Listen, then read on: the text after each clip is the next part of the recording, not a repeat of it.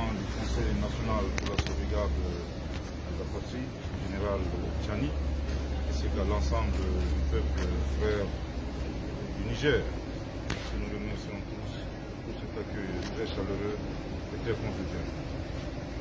Pour la deuxième question, globalement, l'audience qui nous a été accordée par le président du Conseil national pour la sauvegarde de la patrie a porté globalement sur les principales décisions qui ont été prises par leurs excellences le colonel Assimi Goïta et son homologue du Burkina Faso, le capitaine Ibrahim Traoré, après les sanctions de la CEDEAO. Décision mentionnée dans le communiqué conjoint du 31 juillet 2023, notamment la solidarité très forte à l'endroit du peuple nigérien, avec lequel nous partageons à la fois l'histoire et la géographie. Également le refus catégorique pour le Mali ainsi que le Burkina Faso d'exécuter ces sanctions illégales, illégitimes et inhumaines prises contre le peuple nigérien. Et enfin, le plus important, c'est réitérer la participation active, effective et pleine du Mali et du Burkina Faso aux opérations de légitime défense en cas d'agression de la CEDEAO contre le Niger. Je tiens ici à le préciser que toute intervention militaire contre la souveraineté d'un pays, sans le consentement de ses autorités, ne représente autre chose qu'une agression. Bien entendu, l'agression que le Burkina Faso et le Mali rejettent catégoriquement. Nous avons réitéré,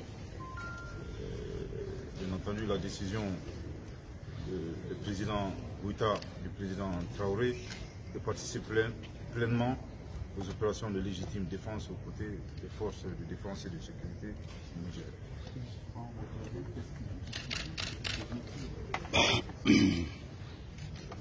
Ce sont des décisions mûrement réfléchies. Je tiens ici à rappeler que ça fait plus de 10 ans que le Burkina Faso, le Mali et le Niger géreront les conséquences négatives, conséquences socio-économiques, conséquences sécuritaires, conséquences politiques, conséquences humanitaires de l'aventure hasardeuse de l'OTAN en Libye. Bien entendu, se pose la question, si ça nous a pris 10 ans, accepter encore une autre aventure de la même nature au Niger nous prendrait combien d'années? Je ne sais pas, 20 ans, 30 ans, 40 ans, 50 ans. Une chose est sûre, le président Goïta et le président Traoré ont clairement dit non, non et non. Nous n'accepterons pas d'intervention militaire au Niger. Il en va de notre survie. Bien entendu, les chefs d'État du Mali et du Burkina ont pris la ferme décision de laisser des actifs et non des passifs aux générations futures. Nous sommes à la fin de notre question. Monsieur le ministre, si vous avez un dernier mot. Dernier mot tout d'abord à l'endroit de la CEDEAO, nous avons deux messages. Le premier message, que nous leur demandons très clairement de cesser d'affamer nos peuples. Nous n'avons pas besoin de sanctions. Je pense qu'il y a énormément assez de souffrances que nos populations traversent.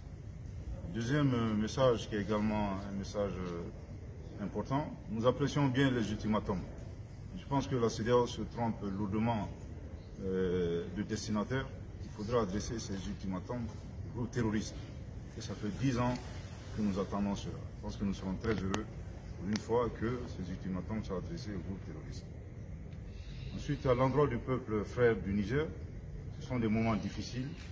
Le Mali et le Burkina Faso ont traversé des épreuves similaires. Nous tenons à leur assurer très fermement de notre soutien et de notre solidarité. Et restons résilients et stoïques, pour reprendre les propos de son Excellence le colonel Assimi Goïta. Tout ce qui est substantiel et positif ne peut s'obtenir dans la facilité. S'il plaît à Dieu, nous vaincrons. Merci, M.